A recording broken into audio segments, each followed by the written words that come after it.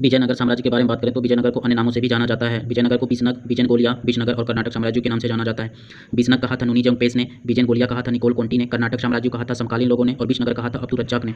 विजयनगर की स्थापना की बात करें तो विजयनगर हम्पी या स्थानवती के ध्वंसावशेषों पर इसकी स्थापना हुई थी। हम्पी के नाम का आविर्भाव की बात करें तो यह स्थानीय माता देवी पंपा देवी के नाम से हुआ था। हम्पी विजयनगर का वर्तमान नाम है।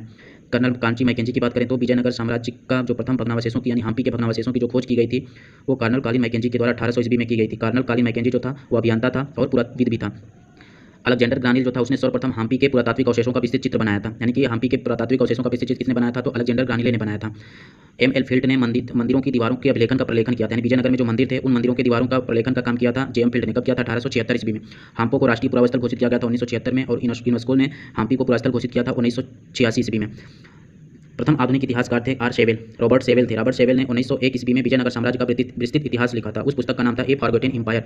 ए फॉरगॉटन एम्पायर के नाम से एक पुस्तक लिखा था किसने? रॉबर्ट शेवेल ने 1901 ईस्वी में।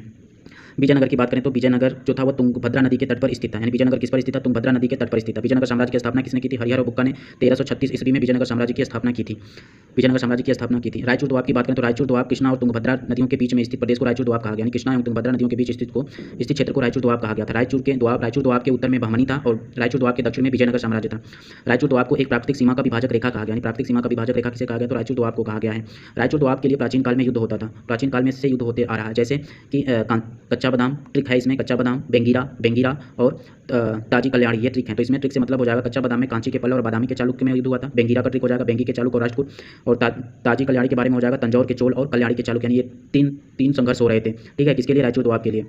1356 ईस्वी में बहमनी शासक अलाउद्दीन बहमन शाह ने 1356 ईस्वी में बहमनी शासक अलाउद्दीन बहमन शाह ने रायचूर दोआब पर अधिकार कर लिया तब विजयनगर से संघर्ष प्रारंभ कर दिया। उस समय कौन था? जब बहमनी का शासक अलाउद्दीन बहमन शाह था उस समय विजयनगर का शासक हरिहर प्रथम था। इन दोनों के बीच 1356 ईस्वी में रायचूर दोआब के लिए झगड़ा हो गया था और अधिकार किसने किया रायचूर दोआब पे? तो बहमनी शासक अलाउद्दीन बहमन शाह ने किया था। विजयनगर का जो प्रशासनिक मॉडल था, विजयनगर का प्रशासनिक मॉडल सहकारिता पर आधारित था। विजयनगर का प्रशासनिक मॉडल किस पर आधारित था? सहकारिता पर आधारित था। विजयनगर साम्राज्य की बात करें तो विजयनगर साम्राज्य प्रशासन करने वाले 4 वंश थे, संगम, सालू, तुलु और अराविडु था। ठीक है, इसमें संगम वंश जो था 1336 से 1485, सालू वंश था जो 1785 से 1504, तुलु वंश था 1504 से 1565, अराविडु वंश था 1565 से 1616। संगम वंश का संस्थापक हरिहर एवं बुक्का, सालू वंश का संस्थापक नरसिंह, तुलु वंश का संस्थापक वीर नरसिंह, अराविडु का तिरुमल। अंतिम शासक था संगम वंश का विरूपाक्ष द्वितीय, सालू वंश का अंतिम शासक इमाडी नरसिंह, तुलु वंश का अंतिम शासक सदाशिव राय और अराविडु का अंतिम शासक श्रीरंग तृतीय था।